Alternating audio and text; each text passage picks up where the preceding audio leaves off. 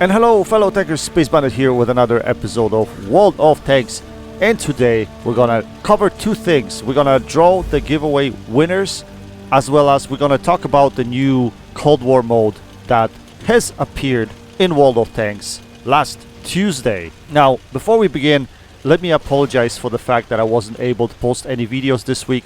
Unfortunately, I'm a bit under the weather. I got sick midweek and I wasn't able to create any content, and I wasn't able to play, to be honest guys. I only played on Tuesday when the new mode hit, and I actually had to push myself to make this video for you guys as well because, like I said, I'm just not feeling well at all. So I know I was going to release a video on Friday or Saturday announcing the winners. Unfortunately, I just couldn't get to it, guys, and I apologize for that. Regardless, without further ado, let's jump into announcing the giveaway winners. And this time around we had some nice prizes to give away. We had STRV-81 Tier 8 Swedish medium tank. We also had Volk T-44-100 Tier 8 Soviet medium tank, a really nice tank. We also had AT-15A Tier 7 British tank destroyer and Tier 6 British heavy tank TOG 2. So yeah, the prices were quite nice. We also had 2 times 7 days of premium. So without further ado, let's announce the winners of the giveaway. So I was able to hold the draw on Friday, and I already sent the list of winners to Wargaming. I just wasn't able to create a video for you guys. So here we go.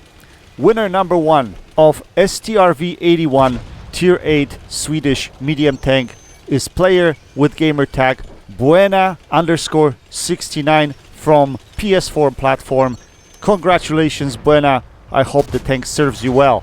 Winner number 2 of Tier 8 Soviet medium tank Volk T-44-100 is player with gamertag Nemesis22 from Xbox platform.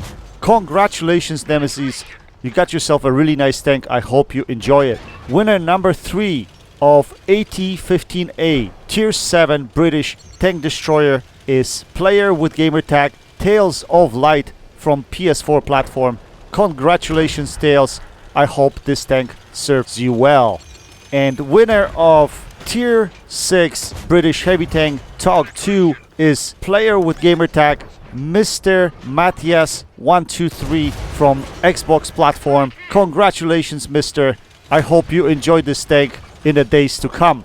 Now, I also had 2 times 7 days of premium.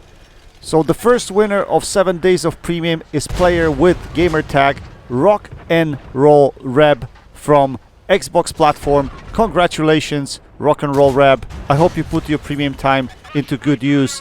And the second winner of premium time is player with gamertag Don Antony-81-16 from PS4 platform. Again, congratulations, Don, and happy birthday. So you got yourself a birthday present, which I'm happy about. I hope the premium time serves you well. Anyway, congratulations to all the winners, and I hope that you enjoy them. For those that didn't win, there will be plenty of draws in the future. Just watch my channel. They usually happen at the end of the month, last week of the month. So keep checking my channel and eventually you will win as well. Now, the prizes that I announced today will be deposited directly into your account on May 3rd. And if they're not in there on May 3rd, they could be May 4th. I mean, those 2 days probably. One of those 2 days, you'll see those prices directly in your account. So please check.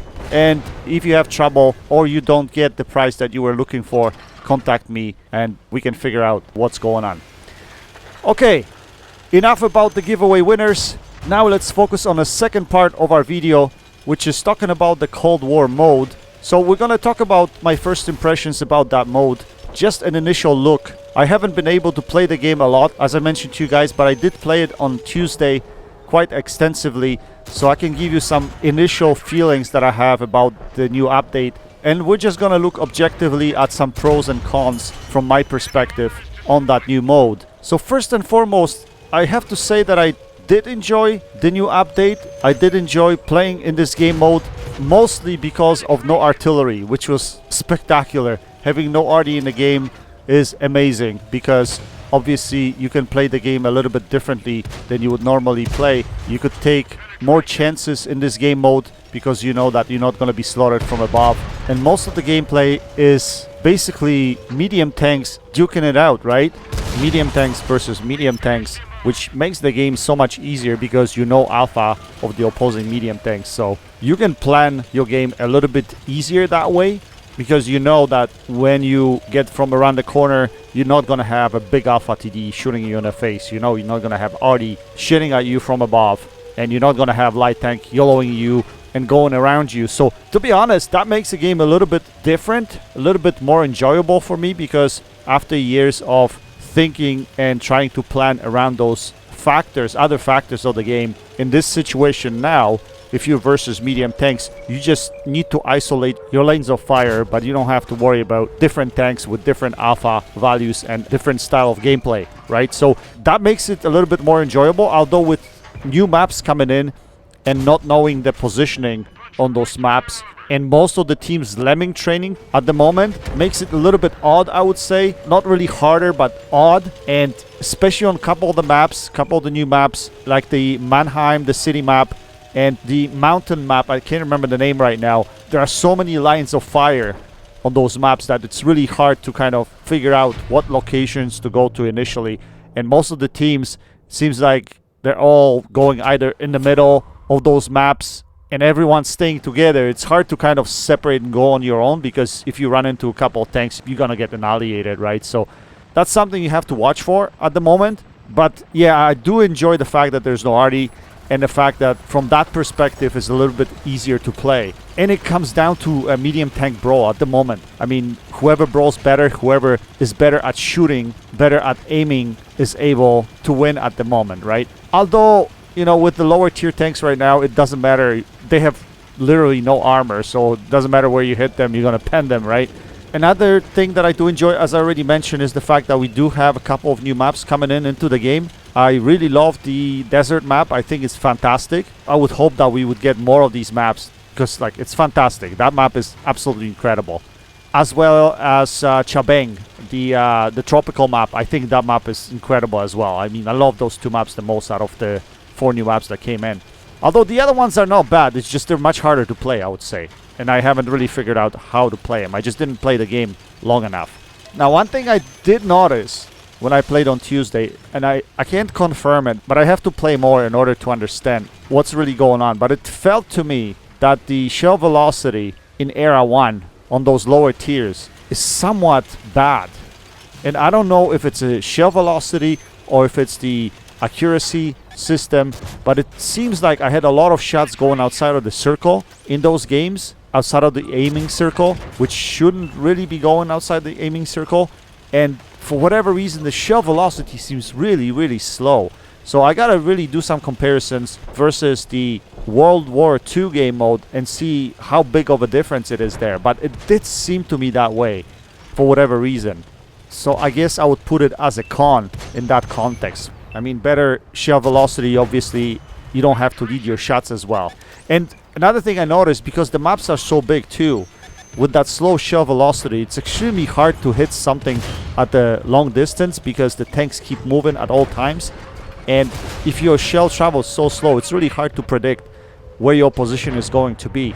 But with the true vision mode in place in the Cold War mode at the moment as well, you are more forced to stay back and kind of snipe because you are visible at all times. And I noticed the teams on Tuesday were very, very cautious in many cases. They stayed back and were sniping from their spawn. It created this passive gameplay. I mean, we had teams that were pushing all the way through, and then there were teams that were stuck and sitting in the back tried to snipe. But again, sniping with that shell velocity, it wasn't easy. Another thing that I noticed too is the difference in HP.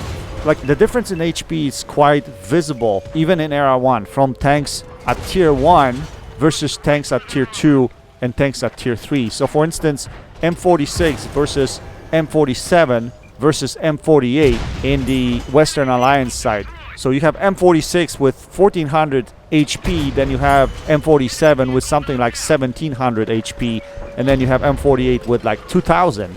So if you look at M48 versus M46, there's 600 HP difference there. It's like playing a tank that is 2 tiers higher for M46, and for M48 is like playing a tank that's 2 tiers lower. So that's not really a +1, -1 kind of scenario as we would wish for. It's more of a +2, -2 type of scenario as we see currently in World of Tanks. And I know most of the player base would prefer the +1, -1. So that gap is still there, which is not desirable, I would say. I would like that gap to be a little bit closer, but what can we do? It is what it is. Especially if you're playing with M46 versus, M48, you're going to have a hard time penetrating M48 as well with that HP. It's completely crazy. Not to mention M46 Alpha being like 100 less than M48 and M47. Yeah, there is definitely a mismatch over there, big time. Now, I'm currently sitting at M47. I think I ground my way to M47. That's where I am. And I'm actually going to be grinding the whole tech tree because there is no way I can free XP. It's going to cost way too much money. It's just too much gold. I'm not doing it, guys. So I'm going to take it one step at a time, and we're going to try to grind through it. But it's going to, knowing me and how often I play the game, it's going to take me quite a while in order to get there. So you're going to have to bear with me there. You're probably not going to see Abrams' video for like another 2 months or something like that. This is going to be crazy. But it is what it is. Now, another thing I noticed, and these are the things that I did free XP. Like, if you're looking at the actual upgrades for any given tank, so let's say even M46, in order to get a better gun, you have to upgrade your modules in order to get to the better gun. The cost of that is incredibly high. Like, the gun cost is over 1 million credits. It's simply ridiculous. I don't understand why the prices are so high. It's mind-blowing to me. I think I entered the day with about 8 million credits that I had made up in order to free XP at least, to the better packages in my tanks. And out of 8 million, I was left with something like 4 million before I actually started playing my M46. Just ridiculous. That's a ridiculous amount of credits that you have to dish out on all your upgrades and modules in order to get to the better package. It's crazy. So you're gonna have to watch out for that. Now, if you want, you can play the tanks stock, but usually tanks that are stock, if you play them stock, they're horrible. They have horrible handling, they don't have good engines, they don't have good view range, they're just horrible to play. They have bad guns as it stands. You won't be able to pen much. So you're pretty much forced to free XP the upgrades, but then at this cost, the game economics is just crazy bad. So you're gonna have to play a lot of your premium tanks in World War II mode in order to make credits to play Cold War and be able to free XP those upgrades / modules to get where you need to get. So that's the difficult part that I see, and that's why it's probably gonna take me months, absolutely months, to get to Abrams. I don't know, guys. I can't predict right now. It's gonna take me a long time in order to get there. So yeah, I don't understand the costs, the high costs. That is crazy. When compared to World War II mode, I don't think those costs were as high in World War II. So I hope Wargaming looks at economics of the game and where it is, because it might discourage players to play the Cold War mode because of that. But again, it's their decision to make, and based on numbers, I guess they'll see whether people are actually playing that mode or not, and to what extent, and whether the economics have impact on the player base. So these are just my initial feelings and my takes on the game. I mean, the more I'm gonna play, the more things I'm gonna probably observe, and we can have more of a conversation as to what else could improve in the game, so on and so forth. But so far, these are my observations. The True Vision part, to be honest, it doesn't really bother me as much, especially on bigger maps. On some maps, maybe a little, especially on maps like, what's a good example? Like Mountain Pass, for instance, where tanks are crossing early in a game and they don't have to be spotted, and you could still see them crossing, you could still shoot them, right? That's a little bit crazy to me. And I think that's something that you're gonna have to keep in mind going forward, because once players start getting to know the maps and they play the maps better, they'll find those opportunities where they'll find tanks crossing early in game, even without being spotted. You're gonna be fired upon. Another thing I noticed is on maps like Prokhorovka, for instance, which you're watching in the background right now, those shots all the way across the map on top of the hill, that is absolutely insane. So you're gonna have to get used to those situations at all times. But other than that, it didn't really bother me as much. Yes, it's annoying because sometimes tanks are shooting at you and you cannot see them, even though they see you, but you cannot see them. You're gonna have to scan the field and try to figure out where they're shooting from. But if you're doing that, you can't really stand still because they're seeing you, so they're gonna fire at you, right? So I don't know, it's gonna be hard to get used to be honest. I prefer the game without the true vision, and I would stick without it. If I was wargaming, I don't understand what was the concept behind it, but hey, it's their choice. That's how they created this game mode, and that's what we're gonna have to figure out and try to get used to it, right? Anyway, these are just my first impressions. I hope you guys enjoyed the games in the background. All around, I had some really solid games on Tuesday. It was a quite good day for me. It was much easier to get damage without worrying about artillery, without worrying about TDs, without worrying about light tanks being outspotted, that sort of thing. So I would say the gameplay was really good. I enjoyed it, but that's just my first impression. Let's wait and see how things turn out later on once we get to the higher tiers. Oh, and another thing I noticed too, there is no achievement screen at the end of the game. I don't know if that was on purpose or not, but in World War II mode, we do have medal screen where you have Class 1s, ace tankers, all the ribbons, whether you got Top Gun for 6 kills, Devastator for 7, Pulse Medal for 10 kills, stuff like that. In Cold War mode, it does not exist. And I'm not sure if that's on purpose or not, but for me, that part was missing big time. It was missing big time. Like, why? Why do we take out this stuff from the game? I mean, it gives you some incentives to play for, right? It gives you some special achievements that you can try to go for. And in this situation, you just don't have it. It's just plain who's 1, 2, 3 and plain scoreboard. So I don't get that. But yeah, for me, it was a big missing part because I did enjoy that part. And unfortunately, is not in a game anymore. Alright guys, I think that's enough for now. I'm gonna stop rambling right here. You guys tell me in the comments section below what you think about this new game mode, and we'll go from there.